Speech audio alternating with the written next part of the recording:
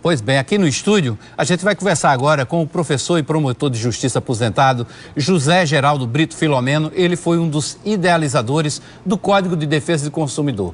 É ele um dos autores do anteprojeto do chamado CDC. Boa tarde, doutor José Geraldo. Seja bem-vindo. Boa tarde, muito obrigado. Doutor José, o que é que mudou nessa relação consumidor, dono de comércio? O que efetivamente mudou na vida do Brasil? Olha, mudou muito pela seguinte perspectiva. Antigamente, quando nós estávamos ainda elaborando o anteprojeto, os fornecedores, que é a nomenclatura dada pelo Código do Consumidor, pelos agentes aos quais o senhor se referiu, eles tinham medo do Código de Defesa do Consumidor. Eles pensavam que o Código vinha para arrasar a atividade econômica.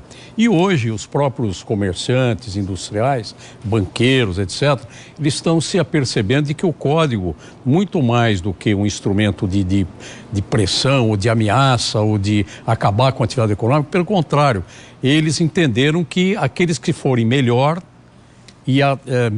e atuarem de uma melhor forma, com mais qualidade, mais respeito ao consumidor, só tendem a prosperar. Isto é, aqueles que tratam bem o seu consumidor, aqueles comerciantes industriais que obedecem ao Código do Consumidor, só têm a ganhar.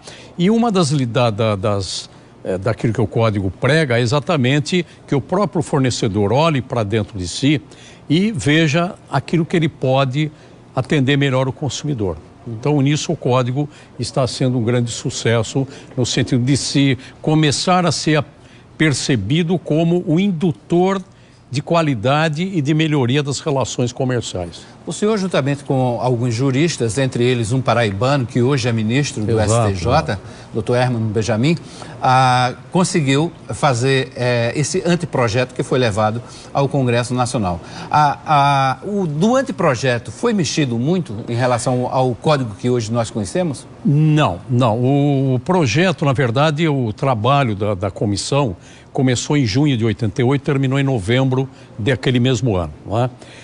Houve 5 versões e essas versões depois foram sendo aperfeiçoadas e ainda nós mandamos publicar no Diário Oficial da União, em janeiro de 89, a penúltima versão.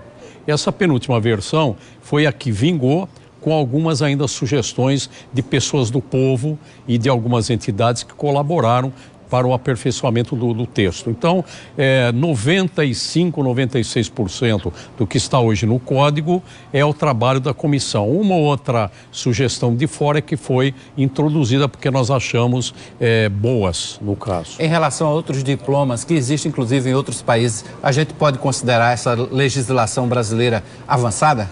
Olha, para orgulho nosso, eu poderia lhe dizer o seguinte: o nosso Código ainda hoje é o melhor do mundo. Não é? Nós não tratamos de reinventar a roda já estava inventada. Quando nós fizemos o anteprojeto brasileiro, já havia em vigor mais ou menos umas 20 leis em vários países. Né? Eu citaria aqui, principalmente, que nós consultamos muito Portugal, Espanha, porque são mais próximos de nós, pela língua e pela cultura, uma lei de Quebec, no Canadá, francesa, etc, etc. Mas nós aperfeiçoamos essas leis. Nós aproveitamos a roda que já estava inventada, né? e fizemos uma roda melhor, sobretudo naquilo que nós chamamos de tutela coletiva do consumidor. Isso é a proteção do consumidor, não individualmente considerado, mas os consumidores coletivamente considerados, em face, por exemplo, de um medicamento que faz mais mal do que bem, de um automóvel que tem um defeito e então o Código obriga a se fazer o recall e assim por diante. Então, o Código Brasileiro de Defesa do Consumidor serviu e ainda está servindo de inspiração para que outros países façam as suas leis do consumidor ou então melhorem as que eles já têm. Mas o Código, do jeito que está hoje, necessitaria de algum ajuste, de algum tipo de reforma? Já são 28 anos decorridos, né? Sim, não, eu acho que eu sempre defendi que o Código não deve ser mexido. Se houver alguma coisa a ser feita em termos de caráter administrativo, de sanções, de multas e tal, pode ser feita por uma legislação à parte. O que vale mesmo no Código, o Código é forte nos seus princípios e nos seus direitos básicos e fundamentais, que são as matérias que hoje eu expus no evento que hoje foi patrocinado pela recém-criada Federação dos PROCONs. Ok, a gente vai voltar a conversar com o professor daqui a pouquinho.